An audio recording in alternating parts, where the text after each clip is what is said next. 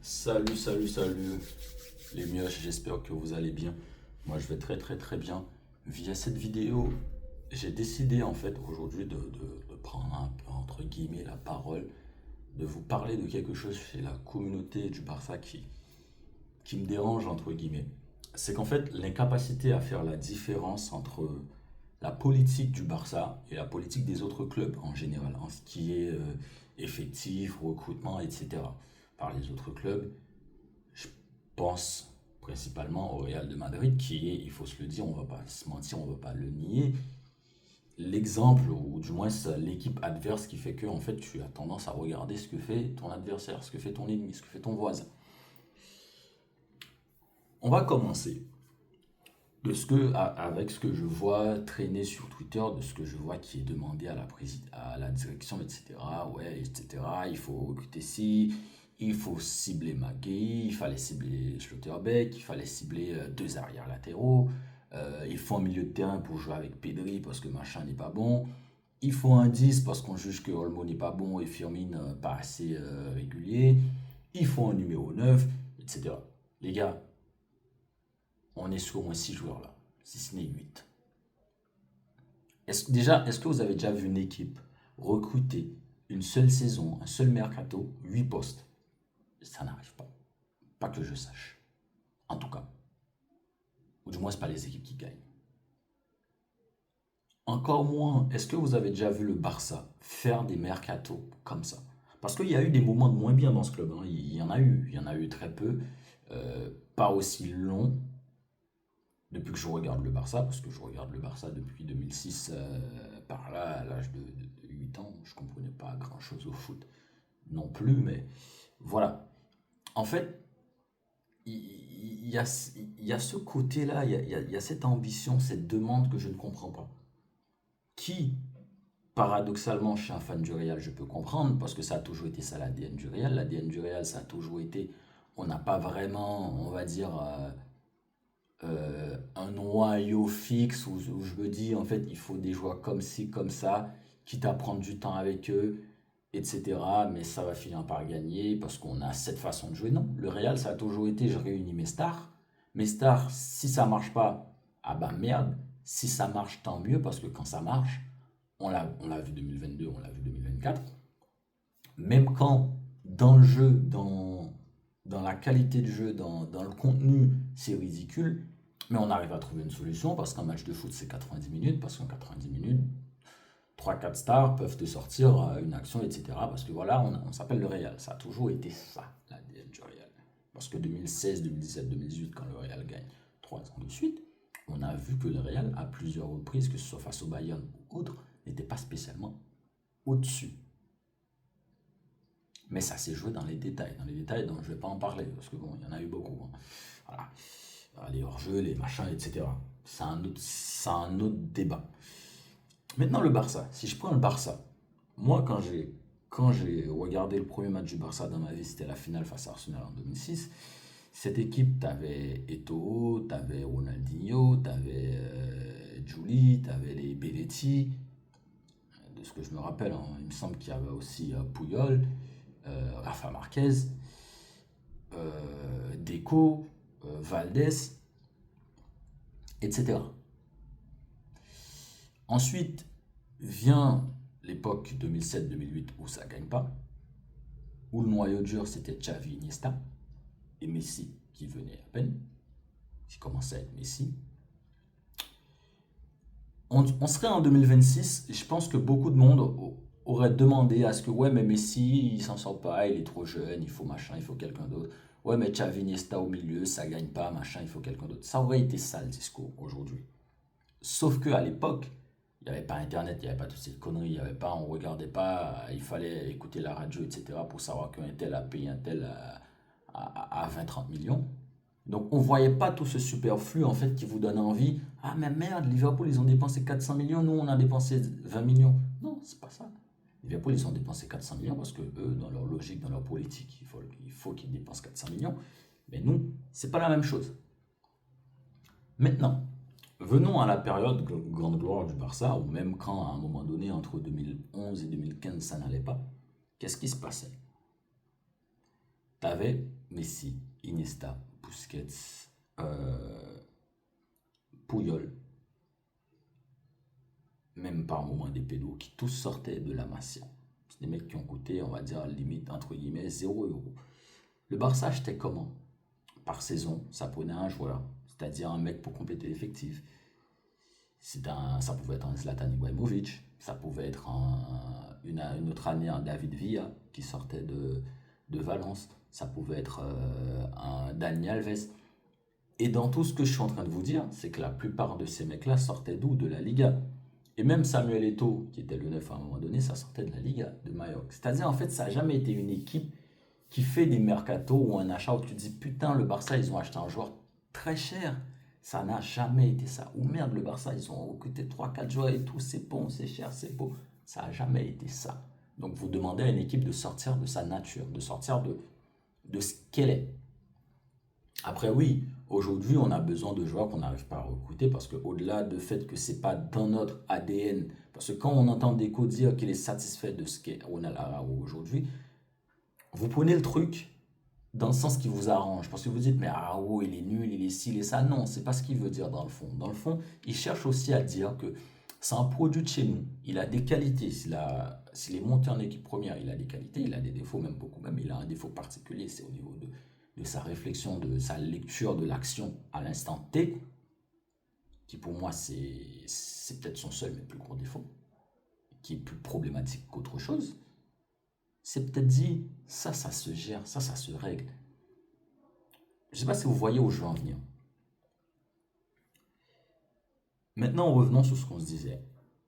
On est passé de Daniel Alves, des Villa, des machins, on gagnait avec ces mecs-là.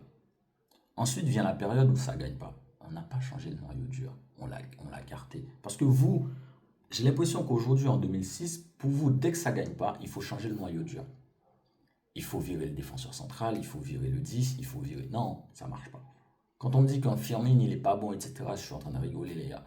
Je suis en train de vous dire, vous regardez l'âge de Firmine, vous regardez ce qu'il fait aujourd'hui à son âge. Non, vous me donnez envie de rire. Ou même un Baldé, que je critique beaucoup ces temps-ci. Mais qu'est-ce qui nous empêche à l'heure actuelle, parce que Baldé se blesse souvent, qu'est-ce qui nous empêche à l'heure actuelle de se dire, on espère que Baldé, comme beaucoup de joueurs, il y en a eu. Moi, j'ai pris l'exemple dernièrement de Nuno Mendes qui se blessait beaucoup quand il venait d'arriver à Paris. Il y a eu un juste milieu, où ça se blesse plus autant qu'avant, ou pas du tout, où maintenant c'est bon, où on voit la différence, on voit qu'il a passé un cap.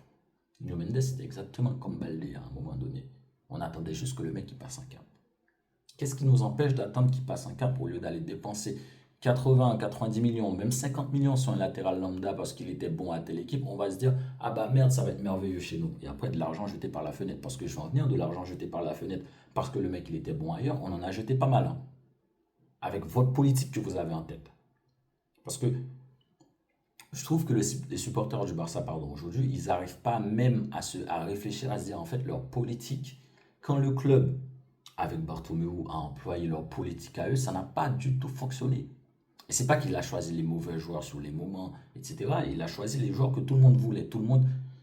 Je prends l'exemple de Coutinho, je prends l'exemple de Griezmann, je prends l'exemple de beaucoup d'autres, de Dembélé, etc. Ça n'a pas fonctionné. Mais pas du tout, pas d'un poil.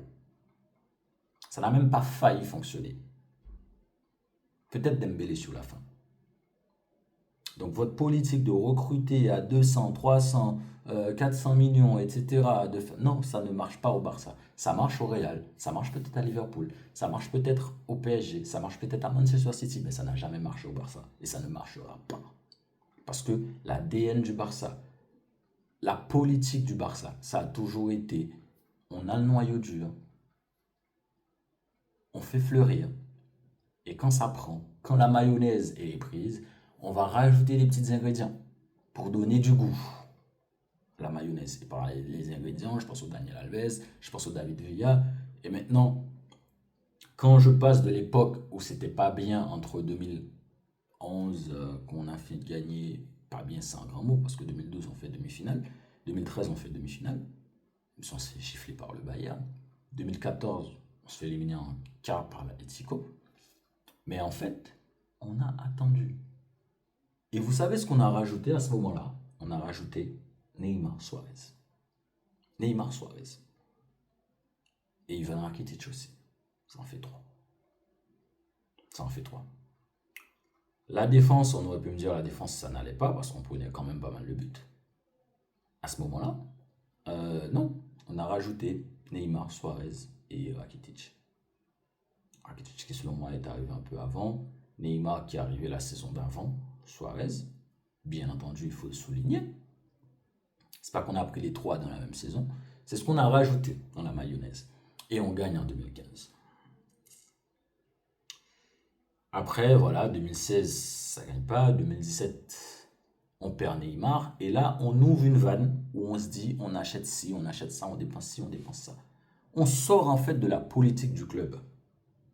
Parce qu'on ramène des défenseurs, on ramène des Umtiti, on ramène des Langlais, on ramène des Alex Vidal en arrière latéral. Ça y est, on est parti en cacahuète. Et c'est foutu. Parce que Arbeloa a dit quelque chose récemment après sa victoire contre Monaco, qui n'est pas totalement fausse, même si c'est pas non plus totalement vrai. Le Real n'a jamais été une équipe de tactique, de machin, de tout ce que vous voulez. Ça a toujours été un club d'amis, etc. Il faut que tout le monde se sente à l'aise, tout le monde y est pour son compte. Hein. Que tout le monde est pour son compte. Il n'a pas tort. Il a totalement, mais entièrement raison. Totalement, entièrement raison. C'est pas tout à fait ça. Parce que le Real, en fait, j'aimerais que vous repreniez un petit peu des résumés des années où le Real gagne la Ligue des Champions. Vous me dites quelle était la tactique mise en place. Parce qu'il y a eu le fameux 4-4-2 avec Zidane, où voilà, dans le 4-4-2, tu te dis, mais en fait, le 4-4-2, il est comment machin. En fait, ça a toujours été, j'attends mes temps forts, et pendant mes temps forts, je te fais mal. Et les autres temps, on va à la va comme je te pousse, Inch'Allah, ça passe. Ça a toujours été ça. Et c'est encore plus criant en 2022 et 2024. Parce que c'est la politique du club, parce que c'est comme ça, parce que l'équipe joue comme ça, parce qu'il faut qu'on ait les stars. Le Real aujourd'hui, s'ils sont obligés, vous imaginez que aujourd'hui, comme vous êtes en train de demander de faire à la direction, les fans du Real demandent à Florentino Pérez de faire pareil. En fait, non, il nous faut un noyau dur de la Castilla où les mecs qui jouent au ballon, machin, etc. Ça va pas marcher. Le club, il est finito. Mais pourquoi vous voulez que votre club fasse quelque chose en fait qui fera que demain le club il est finito? Parce que ce que vous demandez au club de faire, c'est exactement ce qui a mis le club dans cette situation. C'est exactement ce qui a mis le club dans cette situation-là. C'est de recruter à tout va, de prendre machin, un tel il a fait 2 bonnes saisons avec son club, bah putain tiens viens. J'ai même pas parlé de Coutinho. Est-ce que j'ai parlé de Coutinho? À Coutinho, il a fait une magnifique saison avec Liverpool. Ah bah 150 millions, vas-y, viens. Dembélé, les gars, à l'époque où Dembélé, on a payé Dembélé 130 millions, c'était une grosse blague, les 130 millions. Vas-y, viens. Des Pjanic, viens. La même saison, des Arthur Melo, viens. Malcolm, le Brésilien, 50 millions ou 60, je sais plus, viens. Ça n'a jamais été ça la politique du club. On l'a essayé, on a vu le résultat. Pourquoi aujourd'hui vous voulez refaire la même chose? Tout ça pour vous attaquer à un président parce qu'il n'a pas su garder Messi, parce que Messi, toute personne dotée d'une intelligence qui est capable de prendre la hauteur, devrait savoir qu'à ce moment-là, Messi c'était fini, il fallait qu'il parte. Parce que le club, de par les mesures, les choix qu'a fait le club, par votre demande, vous les fans, parce que quand vous avez perdu Neymar, vous voulez absolument remplacer un Neymar, vous voulez absolument tout, a fait que on ne pouvait plus se permettre de payer Messi. Vous pouvez me dire ce que vous voulez, Messi aurait baissé son salaire, etc. Machin, vous n'êtes pas dans la tête de Messi. Donc, logiquement, aujourd'hui, on est dans cette situation parce que les choix qui ont été faits, les mêmes choix que vous voulez que le club fasse aujourd'hui, ça ne marche pas. Parce que vous, dans votre tête, c'est il faut gagner tout de suite. En fait, si pour vous, il faut gagner tout de suite, quitte à détruire le club, ce qui n'a pas fonctionné, parce qu'au final, on n'a pas gagné. On a failli gagner en 2019, mais on ne l'a pas gagné. Ça ne marche pas. Ça ne marche pas. Quitte à... Aujourd'hui, on a enfin trouvé un équilibre, parce que je vous explique pourquoi il y a eu ce gap de 10 ans. C'est parce que entre 2015, et surtout 2017, etc., et aujourd'hui, on est parti par une phase où on était dans une politique où on recrute à tout va. Ce qui nous a fait perdre du temps. Aujourd'hui, depuis l'arrivée de Xavi, où voilà, ça a fait remonter pas mal de jeunes de la Masia, parce que faites la différence entre 2017, 2020, par là, entre 2019, 2020 et aujourd'hui, depuis que Xavi, il a fait jouer les Firmine, les Yamal, pour voir la différence des joueurs de la Masia qui sont passés en équipe première, pour voir l'écart en fait qui existe. Aujourd'hui, on est arrivé à une stabilité où on fait jouer des Firmine, où on fait monter des Casado, où on a des machins, où on a des Bernal, où on en a d'autres qui vont arriver. Il faut garder cet équilibre-là. La saison prochaine, prochain mercato, prochain été, on va essayer de prendre un neuf qui en vaut la peine, peut-être un défenseur central, peut-être aussi un arrière latéral, qui sait, 3 joueurs grand max. Moi, j'en veux pas plus. J'en veux pas plus. Un numéro 9, un défenseur central, un arrière latéral, j'en veux pas plus. Les Rafinha, ça, tu me les gardes. Les Yamal, tu me les gardes. Les Ferran Torres, tu me gardes. Lewandowski, c'est fini, on va dire ciao, bye. Les Firmine, tu me gardes. Les machins, tu me gardes. C'est tout. C'est tout. Bon, sinon, je vous dis, les gars, demain, c'est soirée Ligue des Champions. Je vous dis à demain, on se retrouve demain pour le débrief. Ciao, ciao, les gars.